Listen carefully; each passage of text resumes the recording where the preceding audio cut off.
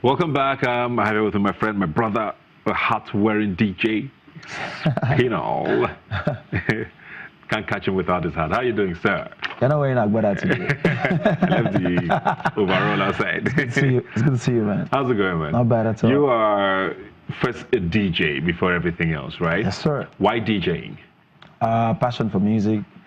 I've always wanted to, entertain people, make them smile, make them feel better about themselves. And So if you have a passion for music, why didn't you become an artist? well, music is so wild. Like, you can do so much. You can be an instrumentalist. You can be a songwriter, a producer. And sometimes it's best to, start from an angle that you can easily relate with. And I felt like playing music, I could easily relate with that. Well, when did this become a thing for you officially, being a DJ? I think 2003, 2002. Where did this start? I think passion actually kicked when I was in high school. I went to Model College, Maryland, and I was fortunate to be a social prefect. So, those responsibilities of you entertaining students in school, then, then after school, you had to go to, there's a space where you go to the uni. And that space, people can learn computer studies. I didn't want to do all that. I'm like, let's do something with this music stuff. So I started, doing more research about music, started listening, and it kicked in. Yeah.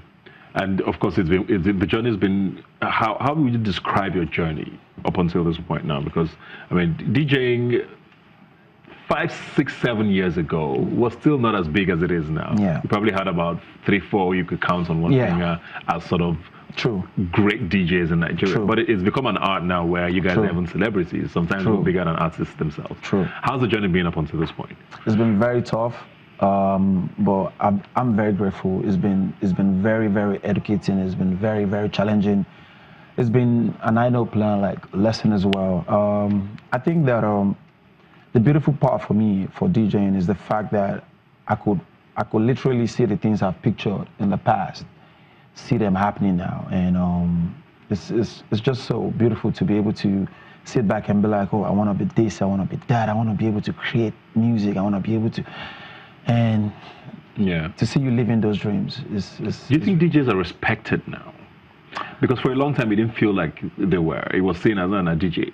Do you think you're at a point now where you introduce yourself as a DJ and you get sort of, respect? Or you're still on the way there? Maybe not really there yet. Like, I feel like, the people that know the value of something will always appreciate it, will always treat it nicely. And someone that does not understand the value or cannot relate with it would not probably, treat it with respect. But I know that definitely with time, we'll get better. We're picking up in this part of the world so slow, but we'll get there. What do you think we need to do extra to sort of get that respect? I think we should just pay attention to every other sectors of the business, not just the easy target ones. Like, producers are so underrated. Like, I can do a DJ set at a party and not play any vocals and just play beats for 5 hours and you still be dancing.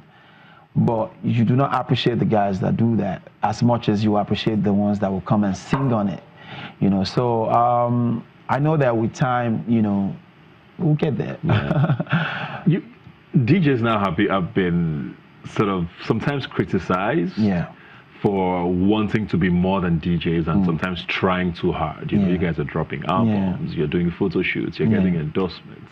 You are trying sometimes, they say, to be bigger than the artists themselves. Do you think that's taken away from the art of being a DJ, which is primarily what you are? I don't think a lot of people really actually understands the history of DJing in this first place. The DJs, the way it started and the history was someone who plays music to entertain people. Then an artist comes along. It wasn't an artist coming and introducing a DJ, no. It was the DJs were the ones that gave MCs opportunities to become an artist. The DJs were the ones that created the platform that an artist became somebody. So it's funny to me now how people think that the DJs are competing with artists. No, that's not competition. The DJ is a brand on his own. It's an art on his own. The DJs can hold a festival for days around the world, Tomorrowland, Ultra Music Festivals. You don't see them headlining artists, So it's two separate different brands and different, you know, jobs or occupation, whatever you want to call it. So I don't think there's anything wrong with that. Yeah. DJs should see themselves as someone who should not lean on an artist to basically survive. DJs are like music creators. You can find DJs in almost every entertainment sectors. I know a lot of broadcasting houses that have in-house DJs on their shows.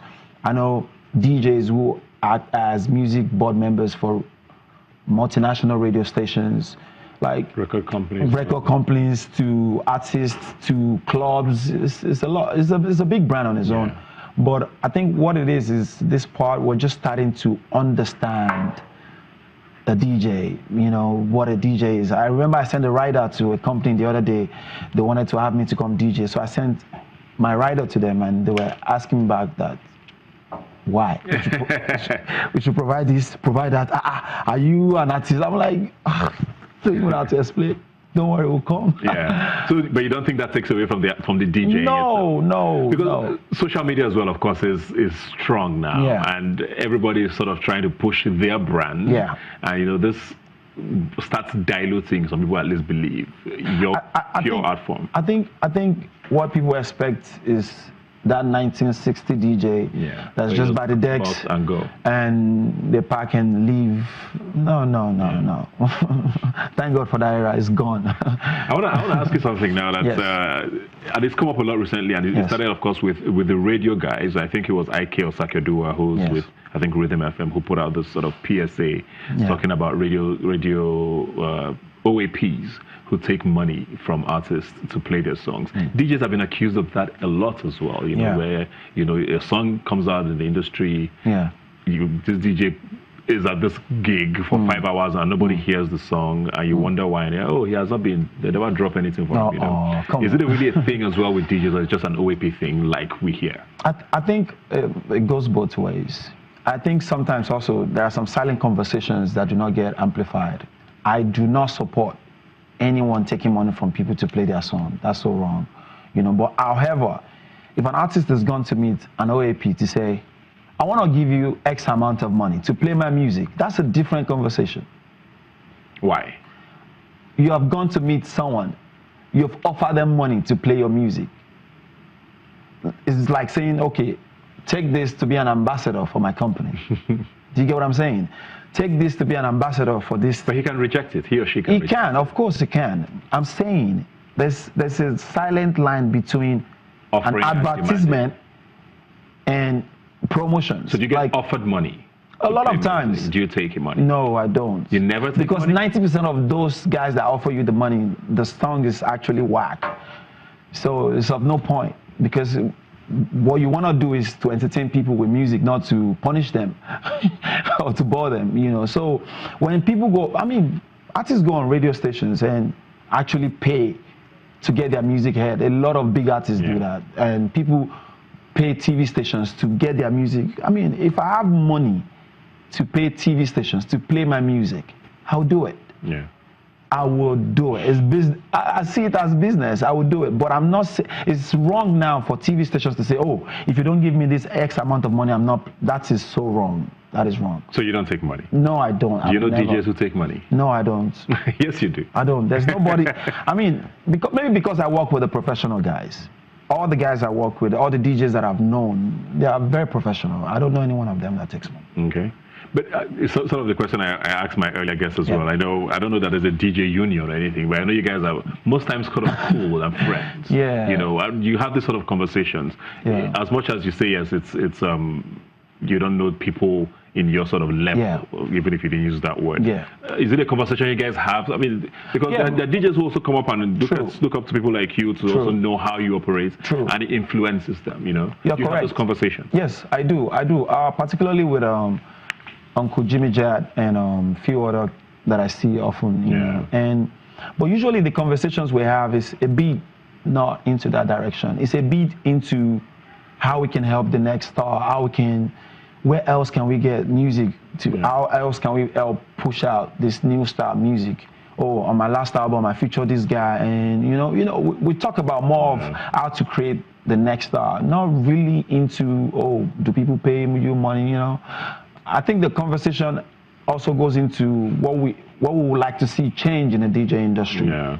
I would like to see a lot of things change. Instance, where promoters put the DJ's name as in the tiny fonts.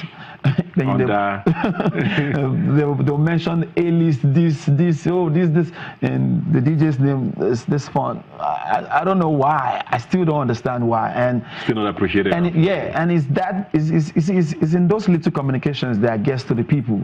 So they see it as, oh, that name is tiny, so it's not as important as the other ones. Whereas it will be at the show longer than the other guys. Do you get it? So in terms of input, it does more than every other guy you've listed. And just like the MC of the event as well. Do you understand? I relate. After all your agbada and all the scripts, then that you get to go through. It's crazy.